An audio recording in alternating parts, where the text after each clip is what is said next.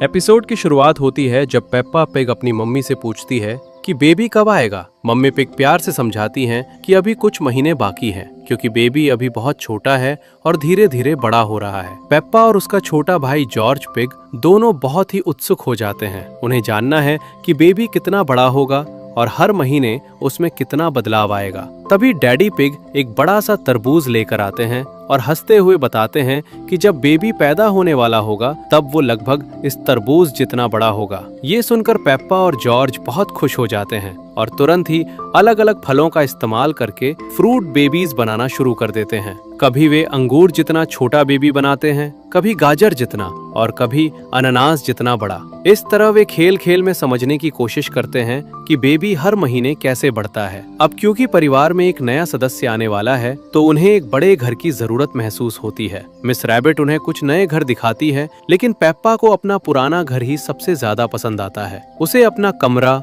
अपना गार्डन और अपनी यादें बहुत प्यारी लगती हैं। तभी पेप्पा एक शानदार आइडिया देती है, क्यों ना हम अपने पुराने घर को ही बड़ा कर लें। डैडी पिग को ये आइडिया बहुत पसंद आता है और वे तुरंत घर का नया प्लान बनाना शुरू कर देते हैं। इस नए प्लान में पेप्पा और जॉर्ज के लिए छत पर नए कमरे बनाए जाने वाले होते हैं। साथ ही परिवार एक नई और बड़ी कार भी खरीदने का फैसला करता है ताकि नए बेबी के साथ सब आराम से घूम सकें। अगली सुबह मिस्टर बुल और उनकी टीम घर बनाने के लिए पहुंचते हैं। पेप्पा और जॉर्ज भी बहुत उत्साहित होते हैं और वे कंस्ट्रक्शन साइट पर मदद करना चाहते हैं। वे अपने रोबोट हाउस वाले डिजाइन के साथ डैडी पिग की मदद करते हैं। काफी मेहनत, शोर और मजेदार पलों के बाद उनका घर पहले से बड़ा, सुंदर और आरामदायक बन जाता है। इसके बाद एपिसोड में एक नया मजेदार हिस्सा आता है जहां पेप्पा और जॉर्ज बेबी केयर की ट्रेनिंग लेते हैं। मिस रैबिट उन्हें सिखाती हैं कि छोटे बच्चों के साथ कैसे खेलना चाहिए और जब वे रोते हैं तो उन्हें कैसे शांत करना चाहिए। पेप्पा को पता चलता है कि बेबी की अजीब और प्यारी आवाजों को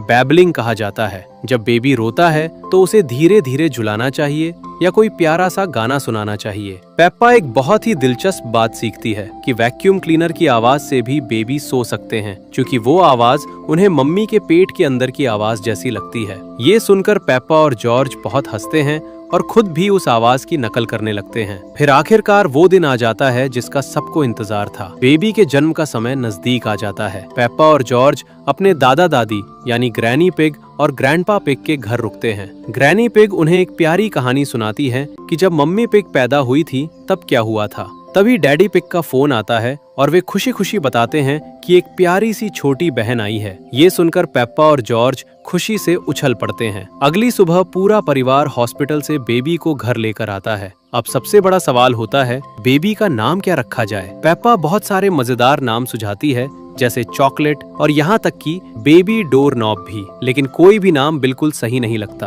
तभी डैडी पिग एक पुराना फैमिली एल्बम निकालते हैं और उसमें उन्हें आंट एवी की एक फोटो मिलती है। पेप्पा को एवी नाम बहुत पसंद आता है और सबसे खास बात, बेबी भी इस नाम पर मुस्कुरा देती है। बस फिर क्या था, सब मिलकर तय करते हैं कि बेबी का नाम होगा बेबी एवी। शुरुआत में पेप्पा थोड़ी डरती है कि वो बेबी को कैसे पकड़े, क्योंकि उसे लगता है कि बेबी बहुत नाजुक है। लेकिन मम्मी पिग उसे समझाती हैं कि अगर वो आराम से बैठकर कुशन का सहारा ले तो वो बेबी को सुरक्षित तरीके से पकड़ सकती है। पेप्पा ने बेबी एवी के लिए एक बहुत ही सुंदर कंबल भी बनाया होता है। जब वो पहली बार बेबी एवी को अपनी गोद में लेती है तो वो पल बहुत ही खास और भावुक होता है। पेप्पा के चेहरे पर खुशी साफ दिखाई देती है और बेबी एवी भी उसकी गोद में बहुत आराम से सो जाती है। कहानी शुरू होती है एक बहुत ही एक्साइटिंग पायरेट पार्टी से जो डैनी डॉग के बर्थडे पर रखी गई है। डैनी डॉग का जन्मदिन है और सभी दोस्त पायरेट बनकर आए हैं, लेकिन पेड्रो पोनी हमेशा की तरह थोड़ा अलग है। वो एक काउबॉय बनकर आया है। यहाँ ग्रैंड डैड डॉग, जिन्हें सब डॉग बियर्ड कहते हैं, ने बच्चों के लिए एक बहुत मजेदार गेम प्लान किया है।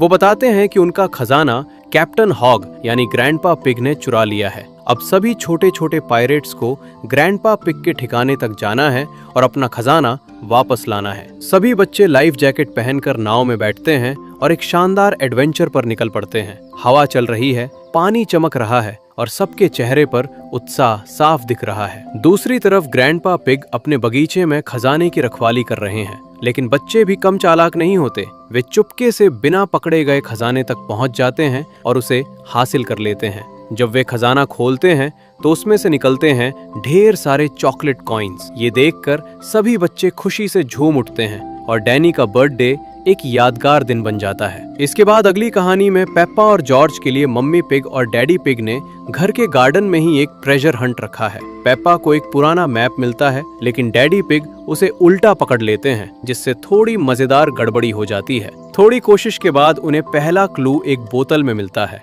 उस क्लू में लिखा होता है कि उन्हें एरो यानी तीर के निशानों का पीछा करना है। अब कहानी आगे बढ़ती है एक असली एडवेंचर की तरफ, जब ग्रैंडपा पिग सबको अपनी नाव में बैठाकर पायरेट आइलैंड लेकर जाते हैं। ये जगह बहुत रहस्यमयी और रोमांचक होती है। वहाँ ग्रैंडपा पिग एक मेटल डिटेक्टर का इस्तेमाल करते हैं ताकि जमीन के नीचे छिपे खजाने को ढूंढ सकें। शुरुआत में उन्हें एक छोटा सा कॉइन मिलता है, जिससे सबको उम्मीद बढ़ जाती है। फिर अचानक मशीन तेज आवाज करने लगती है और सभी को लगता है कि अब तो बड़ा खजाना मिलने वाला है। सब मिलकर जमीन खोदते हैं, लेकिन वहाँ से निकलती है एक पुरानी और जंग लगी शॉपिंग ट्रॉली। ये देखकर बच्चे जोर जोर से हंसने लगते हैं। ग्रैंडपा पिग थोड़े निराश जरूर होते हैं, लेकिन माहौल फिर भी मजेदार बना रहता है। इसी आइलैंड के किनारे पेप्पा और जॉर्ज रॉक पूल्स को एक्सप्लोर करते हैं। ये छोटे छोटे पानी के तालाब होते हैं जो चट्टानों के बीच बन जाते हैं। समुद्र की लहरें यहाँ कई अनोखी चीजें छोड़ जाती हैं। पेप्पा को एक चमकता हुआ कॉइन मिलता है और जॉर्ज को एक